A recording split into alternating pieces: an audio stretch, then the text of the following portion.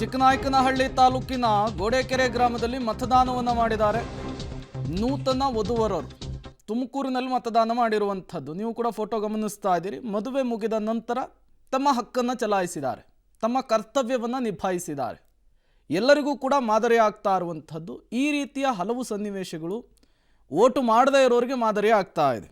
ಸಬೂಬನ್ನು ಹೇಳದೆ, ಸಿನಿಕತೆಯನ್ನು ಪ್ರದರ್ಶನ ಮಾಡದೆ, ಹಕ್ಕನ್ನು ಚಲಾಯಿಸುವ ಮೂಲಕ ತಮ್ಮ ಬದ್ಧತೆಯನ್ನು ಪ್ರದರ್ಶನ ಮಾಡ್ತಾ ಇದ್ದಾರೆ. ನೀವು ಕೂಡ ಫೋಟೋವನ್ನು ಗಮನಿಸ್ತಾ ಇದ್ದೀರಿ. ಎಂಥದ್ದೇ ಕೆಲಸ ಇರಲಿ, ಎಂಥದ್ದೇ ಕಷ್ಟ ಇರಲಿ, ಅವೆಲ್ಲವನ್ನು ಕೂಡ ನಿಭಾಯಿಸ್ಕೊಂಡು ಬಂದು ಮತವನ್ನು ಚಲಾಯಿಸಬೇಕು ಅನ್ನುವಂತಹ ಸಂದೇಶವನ್ನು ಇವರು ಪಾಸ್ ಮಾಡ್ತಾ ಇರುವಂಥದ್ದು. ನೀವು ಕೂಡ ವಿಜುವಲ್ಸನ್ನು ಗಮನಿಸ್ತಾ ಇದ್ದೀರಿ. ಒಂದು ಕಡೆ ತುಮಕೂರಿನಲ್ಲಿ ನವವಿವಾಹಿತರು, ಮತ್ತೊಂದು ಕಡೆ ಉಡುಪಿಯಲ್ಲಿ ನವವಿವಾಹಿತರು ತಮ್ಮ ಹಕ್ಕನ್ನು ಚಲಾಯಿಸಿರುವಂಥದ್ದು. ಯಾವುದೇ ಸಬೂಬನ್ನು ಹೇಳದೆ ತಮ್ಮನ್ನು ಹಕ್ಕು ಚಲಾಯಿಸುವ ಮೂಲಕ ಬದ್ಧತೆಯನ್ನು ಪ್ರದರ್ಶನ ಮಾಡಿರುವಂಥದ್ದು. ನೋಡಿ, ತಮ್ಮ ತಮ್ಮ ಹಕ್ಕನ್ನು ಚಲಾಯಿಸಲಿಕ್ಕೆ ಕುಂಟು ನೆಪಗಳ ಅವಶ್ಯಕತೆ ಇರೋದಿಲ್ಲ, ಕಾರಣಗಳನ್ನು ಹುಡುಕುವ ಅವಶ್ಯಕತೆ ಇರೋದಿಲ್ಲ. ಭವಿಷ್ಯವನ್ನು ನಿರ್ಧರಿಸೋದಕ್ಕೆ, ಪ್ರಜಾಪ್ರಭುತ್ವವನ್ನು ಬಲಿಷ್ಠಗೊಳಿಸಲಿಕ್ಕೆ ನಮಗಿರುವಂತಹ ಏಕೈಕ ಅವಕಾಶ ಅಂದರೆ ಅದು ಮತದಾನ, ಪ್ರಜಾಪ್ರಭುತ್ವದ ಹಬ್ಬ. ಆ ಹಬ್ಬದಲ್ಲಿ ಇವತ್ತು ಈ ನವವಿವಾಹಿತರು ಭಾಗಿಯಾಗಿರುವಂಥದ್ದು.